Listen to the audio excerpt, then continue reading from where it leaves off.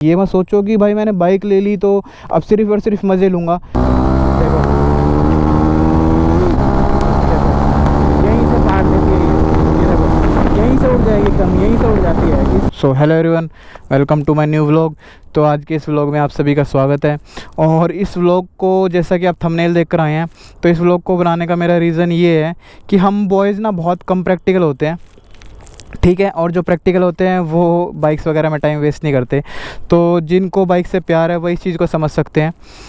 तो सबसे पहले आपको बता दूं कि ठीक है, बॉयज़ जो होते हैं ना, बाइक और गाड़ियाँ लेते टाइम सबसे ज़्यादा भावनाओं में बह जाते हैं और भावनाओं में बह के अपना नुकसान करा लेते हैं। तो सेकंड हैंड मार्केट में जैसा कि ये KTM RC 390 या फिर ड्यूक 390 हो गई, BS4 का बहुत ज़्यादा बूम आया हुआ है, बहुत ज़्यादा उछाल आया हुआ है और बहुत लोग इसको परचेज़ कर रहे हैं। क्योंकि परचेज़ करें भी क्यों ना, कि इतने कम प्राइस के अंदर एक इतनी अच्छी परफॉर्मेंस बाइक आपको मिल जाती है। तो इसलिए इस बाइक के अंदर काफ़ी उछाल आया है सेकेंड हैंड मार्केट में।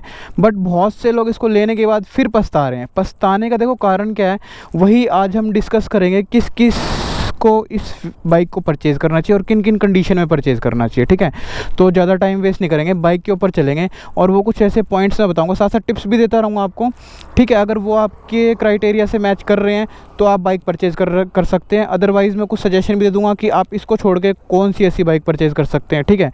हालाँकि यार बाइक की लुक तो बहुत ज़बरदस्त है, तो यही एक रीज़न है भावनाओं में बहने का भी।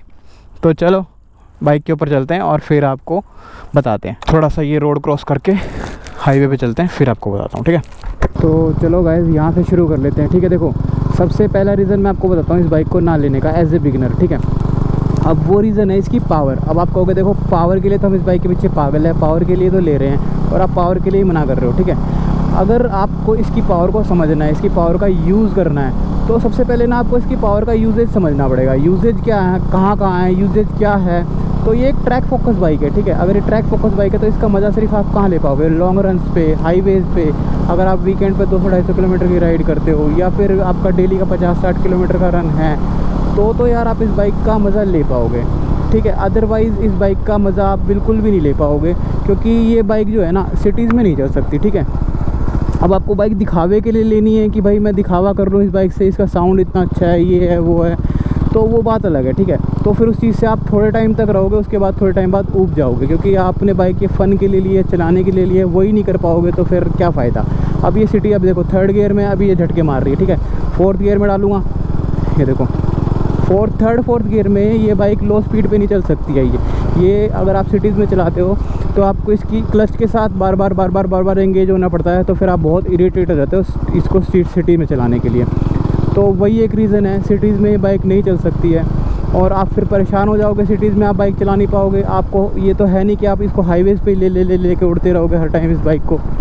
अगर सिटीज़ में भी चलानी पड़ेगी, अगर देखो हाईवेज़ पे रन है डेली का तो मज़ा है, और या वीकेंड्स पे रहना तो मज़ा है, वरना ये सिटीज़ में बहुत परेशान कर देती है बाइक, ठीक है। लो स्पीड में चल नहीं सकती है। लो स्पीड में चलाओगे भी तो क्या होगा, बिगिनर सोचता है कि मैं मैनेज कर लूँगा, तो इसकी चेन स्लैक है वो बहुत ढीली रहती है, थोड़े टाइम बाद ढीली होती चली जाएगी। बार बार आप मैकेनिक के पास खड़े रहोगे, फिर लॉन्ग टाइम के बाद 1-2 महीने बाद परेशान होकर कहोगे कि यार मैंने गलती कर दी शायद, ठीक है। और अब इसकी पावर के साथ साथ ना, अब देखो ये क्राइटेरिया समझ लेना क्या क्या क्राइटेरिया मैंने डाला, कि अगर देखो ये रन है आपका तो ले लेना। अदरवाइज़ फिर क्या है, अगर आप कंबाइंड सोचोगे कि यार कंबाइंड में ऐसे चला लूँगा तो बहुत परेशान हो जाओगे, सच बता रहा हूँ। अब सेकंड है देखो इसकी माइलेज। अब इसकी माइलेज क्या है, मेरा डेली का रन है इस बाइक का 70 से 80 किलोमीटर, 80 किलोमीटर प्लस भी चला जाता है कई बार। तो मेरे को ये टैंक ना फुल हर एक दिन छोड़ के एक दिन फुल कराना पड़ता है। इस 8 लीटर का टैंक है इसका, वो भी एक ड्रॉबैक है। वैसे 9.5 लीटर का है, बट 1.5 लीटर का जैसे रहता है तो फिर बत्ती आ जाती है इसके अंदर। मैंने लाइट आते ही मैं इसको टैंक फुल करा देता हूँ। तो माइलेज क्या निकालती है, 20, 21, 22 मैक्सिमम, ठीक है। और मेरा हाईवेज़ पे रहना है, कोई ऐसा नहीं कि सिटीज़ में चला रहा हूँ या कुछ चला रहा हूँ। तो हाईवेज़ पे अगर इतनी कम माइलेज निकाल रही है तो आप सोच के देखो सिटीज़ में अगर आपको कभी चलानी पड़ती है तो फिर क्या माइलेज निकालेगी। आजकल तो गाड़ियाँ भी ऐसी आ गई हैं जो 20+ की एवरेज निकालती है, लोग उन गाड़ियों की तरफ जाते हैं। तो ऐसी बाइक लेने का क्या फ़ायदा जो आपको इतनी कम माइलेज दे रही है। और कुछ सिटीज़ में तो 100+ फ्यूल हो चुका है। तो अगर आपकी देखो इनकम, डेली इनकम जो है 1000 से 1500 के बीच में, तो कहीं ना कहीं तब सेंस बनती है कि आप 400 रुपये का इसके अंदर तेल डलवाओ और फिर थोड़ा सा इस बाइक का फ़न ले सको। अगर आपने ये बाइक 50 किलोमीटर भी चलानी है तो ठीक है। अब 80 किलोमीटर बाइक ये 400 रुपये के तेल में चल रही है, आप सोचो ना, तो क्या निकाल रहे हो आप इस बाइक से, ठीक है। और फिर तो बेवकूफ़ी है, अगर आपकी इससे इनकम कम है तो इससे बड़ी बेवकूफ़ी कोई नहीं है कि आप इसमें पैसा लगाओ और इस बाइक का मज़ा ना ले पाओ, ठीक है। और अब हम थर्ड पॉइंट की तरफ चलते हैं। थर्ड पॉइंट देखो क्या है, थर्ड पॉइंट है इसकी हीटिंग। अब इसकी हीटिंग क्या है, देखो वैसे तो हीट नहीं करती है बाइक, इसके लिए 110 कुछ भी नहीं है। तो अगर ये देखो, अगर ये 100 से ऊपर चल रही है तो ये हीट नहीं करेगी। अभी 50 से कम चल रही है, 50-60 चल रही है ना बाइक, तो फिर ये बहुत जल्दी हीट हो जाएगी बाइक। अब देखो मुझे आपके सामने ये मुझे बार बार क्लच के साथ एंगेज डिसएंगेज होना पड़ रहा है थोड़ी लो स्पीड में, क्योंकि झटके मारने लग जाती है ना ये। अब हम कहाँ थे, इसकी हीटिंग के ऊपर। 50-60 पे बहुत ज़्यादा हीट करने लग जाएगी। 100 से ऊपर चल रही है तो हीट नहीं करेगी ये, ठीक है। अब मैंने एक बार इसको 140 की स्पीड पे चलाया था, तो मेरे को फिर वहाँ पे आके एक जगह रुकना पड़ गया था।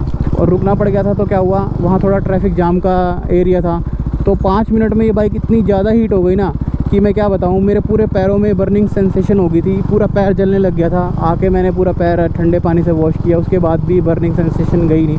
बहुत टाइम बाद मुझे फील हुआ कि पैर थोड़ा सही हुआ। बहुत ज़्यादा हीटिंग देती है, और सिटी में तो कुछ ज़्यादा ही देती है। इवन जो पिलियन बैठा होता है ना, ये देखो, कार वांट्स टू रेस।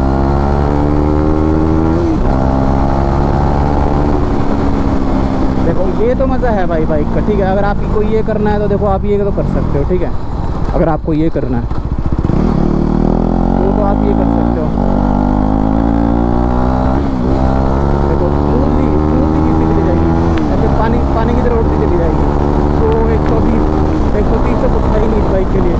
और ये बाइक का जो मज़ा है ना, ये आप सिर्फ़ और सिर्फ हाईवेज़ पे उठा सकते हो, लॉन्ग रूट पे उठा सकते हो। तो मैं यही चीज़ बताना चाह रहा था आपको।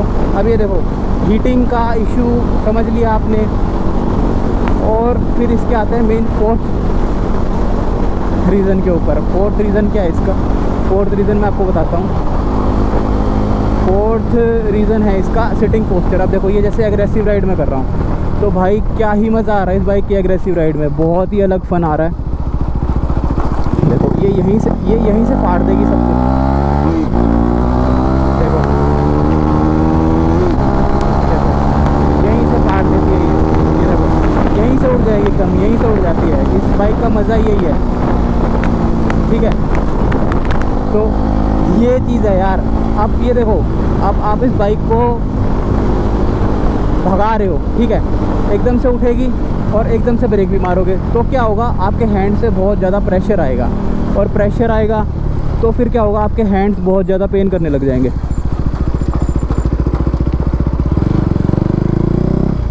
कार वाला तो दिखना ही बंद हो गया। तो उससे क्या होगा, देखो ये वैसे इशू सबके लिए है नहीं भी है, क्योंकि वो मेन करता है आपकी, डिपेंड करता है आपकी हेल्थ के ऊपर, आपकी स्ट्रेंथ के ऊपर। अब ये देखो बार बार कम ज़्यादा करोगे, देखो इतना झुक के बैठना पड़ता है। अगर बार बार स्पीड कम ज़्यादा होगी तो बहुत ज़्यादा पेन हो जाएगा आपको, ठीक है।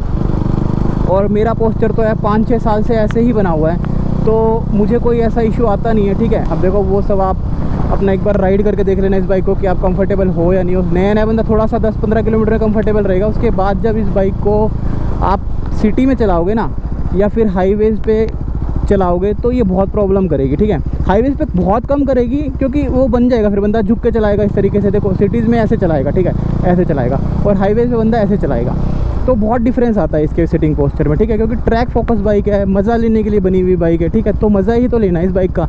अगर मज़ा ही नहीं ले पा रहे हो, बार बार अपने हाथ में बॉडी में पेन कर रहे हो, तो फिर क्या फ़ायदा, ना इसको सिटीज़ में चला पा रहे हो। तो यही 4 मेन रीज़न थे। और सबसे बड़ा जो रीज़न है, 5वां रीज़न, वो मैं बताऊंगा आपको, क्योंकि उस रीज़न की वजह से ना बहुत सारे लोग परेशान होते हैं और बार बार उठा के बेच देते हैं, फिर बाइक को मज़ा नहीं आता उनको बाइक चलाने में। तो देखो अब ये जो बाइक है ना, आपको मैं बता दूँ, ये बाइक है एक परफॉर्मेंस बाइक, ठीक है। परफॉर्मेंस बाइक क्या होती है, जिसके अंदर बाइक को अच्छे से परफॉर्म करने के लिए बहुत सारे एक्स्ट्रा पार्ट्स लगाए जाते हैं, ठीक है। जैसे लाइक इसका रेडिएटर जो हीटिंग फेंक रहा है, ठीक है, और इसकी ब्रेकिंग भी अच्छी की जाती है। फ्यूल, अब तो देखो BS6 की सारी गाड़ियों में फ्यूल पंप आता है, इंजेक्टर आते हैं, वरना पहले परफॉर्मेंस बाइक्स में ये चीज़ें आती थी, ठीक है। Caliper, ABS, dual channel ABS, तो बहुत सारी ऐसी चीज़ें हैं परफॉर्मेंस बाइक में एक्स्ट्रा जोड़नी पड़ती है आपको नॉर्मल बाइक से लेके, ठीक है। तो क्या होता है, उनकी मेंटेनेंस करनी पड़ती है, सबसे बड़ी चीज़। अब मेंटेनेंस कैसे होती है, एक बेसिक मेंटेनेंस होती है इसकी ईयरली सर्विस या क्वार्टरली सर्विस या हाफ ईयरली सर्विस, वो आपके चलाने के ऊपर डिपेंड करता है। 5-7 हज़ार किलोमीटर आप कितने उसमें चला लेते हो। आप एक नॉर्मल पेट्रोल की कार लोगे तो उसकी सर्विस 4 से 5 हज़ार रुपये के बीच में बहुत इजीली हो जाती है, अच्छी सर्विसेज। तो इस बाइक की सर्विस आप ये देखो ना, आप 1.5-2 लाख रुपए की कोई बाइक ले रहे हो, यूज बाइक ले रहे हो, उसकी सर्विस अगर आपको 4-5 हज़ार रुपये करानी पड़ रही है, इसकी बाइक 4,000 से 4,200 रुपये के बीच में होती है। इसका फ्यूल और ऑयल फ़िल्टर, इसका एयर फ़िल्टर, काफ़ी सारी चीज़ें ऐसी हैं जो इसके सर्विसिंग में चेंज होती है पूरी सर्विसेज के अंदर, तो वो काफ़ी महंगी पड़ जाती है। ठीक है, तो बंदा सोचता है कि यार 4-4, 5-5 हज़ार बहुत महंगी सर्विस है इसकी। ठीक है, और अगर आप बाहर से कराओगे तो देखो फिर वही चीज़ है, धीरे धीरे चीज़ें भी घटती चली जाती हैं। और फिर सेकंड बताता हूँ, अब ये परफॉर्मेंस बाइक है तो इसके लिए टायर भी आपको रेडियल चाहिए। रेडियल टायर कितना चलता है? 8 से 10 हज़ार। टायर भी महंगा आता है 8 से 10, क्योंकि आप नॉर्मल टायर डलवाओगे ना, मज़ा नहीं ले सकते इस बाइक का। ये बाइक उड़ ही नहीं सकती है, और उड़ नहीं सकती तो फिर बाइक बनी किस लिए ये। ठीक है, तो ये टायर बहुत महंगे आते हैं, और थोड़े टाइम बाद आपको रेडियल टायर जो है थोड़े टाइम बाद हर 10-10 हज़ार किलोमीटर के बाद आपको चेंज कराने पड़ेंगे। किसी के चलाने के ऊपर है, 8 हज़ार भी चल जाए, चलने को 15 हज़ार भी चल जाए। ठीक है, और अब हम थर्ड पॉइंट पे चलते हैं, मेंटेनेंस में। अब मान लो इसका कोई छोटा मोटा सेंसर है, छोटा मोटा सेंसर ख़राब हो जाता है। ठीक है, मान लो इसका कूलेंट टेम्परेचर सेंसर ख़राब होता है। मेरे से भी कई बार बहुत बार दिक्कत आई है, बट वो मैं खुद से ठीक कर लेता हूँ। नॉलेज होनी चाहिए आपको। ठीक है, मैंने 2-3 बार ठीक कर लिया। इसके फ्यूज़ हैं यहाँ पे, कोई ना कोई फ्यूज़ उड़ जाता है, आपको नहीं पता चलता। आप सोचते हो कि यार बहुत बंदा परेशान हो जाएगा। ऐसी जगह पे रहते हो कि आप इस बाइक को नहीं खींच सकते बार बार, आप इसको कहीं पर बार मैकेनिक के पास नहीं ले जा पाते, क्योंकि ना तो किक है ना कुछ और चीज़, स्टार्ट ही नहीं होगी। ECU वाली बाइक है, तो अगर कोई सेंसर ख़राब हो जाता है, आपने ठीक नहीं कराया, मान लो एक तो मान लो स्टार्ट ही नहीं होती है। ठीक है, सेकंड मान लो अगर स्टार्ट भी हो रही है, अगर आपने ठीक नहीं कराया, तो वो सेंसर क्या करेगा, और अदर पार्ट्स को एक बहुत गलत इन्फॉर्मेशन भेजेगा, तो उसके बिहाफ पे और बहुत सारी चीज़ों को ये ECU ख़राब करता चला जाएगा, तो फिर एक बड़ी प्रॉब्लम क्रिएट हो जाती है। तो यही सब ऐसे कुछ इशू हैं कि बंदा जब ले तो लेता है, उसके बाद फिर सोचता है यार मैंने ये क्यों ले ली। ठीक है, अगर ये सब क्राइटेरिया देख लो, अगर आप इसकी मेंटेनेंस कर सकते हो, ठीक है, और आप इसको हाईवेज़ पे चला रहे हो मज़े के लिए, ये मत सोचो कि भाई मैंने बाइक ले ली तो अब सिर्फ़ और सिर्फ मज़े लूँगा। सिर्फ़ और सिर्फ मज़े के साथ साथ ना इसको कुछ ना कुछ आपको देना भी पड़ेगा। आपको ये मज़ा दे रही है तो आपको भी इसके अंदर अपना टाइम, मेंटेनेंस सब इसको आपको देनी पड़ेगी। ठीक है, और उसके बाद क्या करते हैं, इसके पार्ट्स भी वैसे छोटे कुछ पार्ट्स बहुत महंगे हैं इसके, जैसे ब्रेक पैड्स हो गए। ब्रेक पैड्स 3100 का कुछ सेट आगे पीछे का दोनों, ये 2600 कुछ का है, और ये वाला है इसका 350-400 रुपये के आसपास है, तो टोटल 3100। पीछे वाला सस्ता है, आगे वाला थोड़ा सा महंगा है, क्योंकि काफ़ी वो ब्रेम्बो का लगता है इसमें, और पीछे मेरे ख्याल में आई थिंक, मुझे ध्यान नहीं आ रहा कौन सा लगता है, पीछे नहीं ध्यान आ रहा, आगे ब्रेम्बो का लगता है। तो ऐसा कुछ है इस बाइक की मेंटेनेंस में।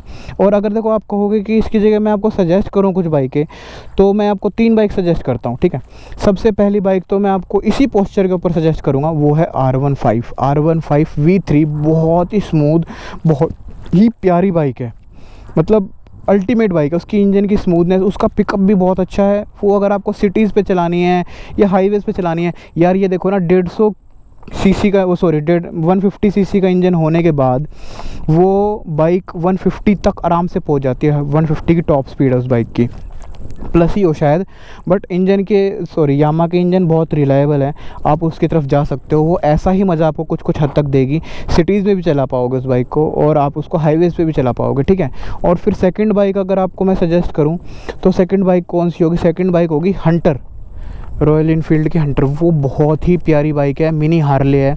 अगर आप उस बाइक को एक बार राइड करके देखना, उस बाइक को, उस बाइक का कंफर्ट, एग्जॉस्ट नॉट, उसकी स्मूथनेस, बहुत ही बढ़िया बाइक बनाई है भाई रॉयल इनफील्ड ने। हैट्स ऑफ है रॉयल इनफील्ड को उस चीज़ के लिए।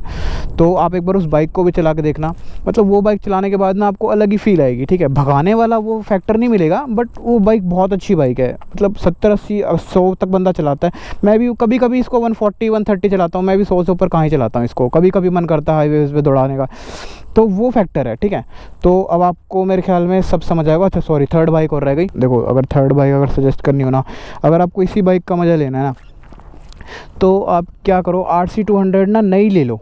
RC200 उसमें क्या है, देखो एटिकेट पावर है, वो भागने में भी बहुत अच्छी बाइक है, ठीक है।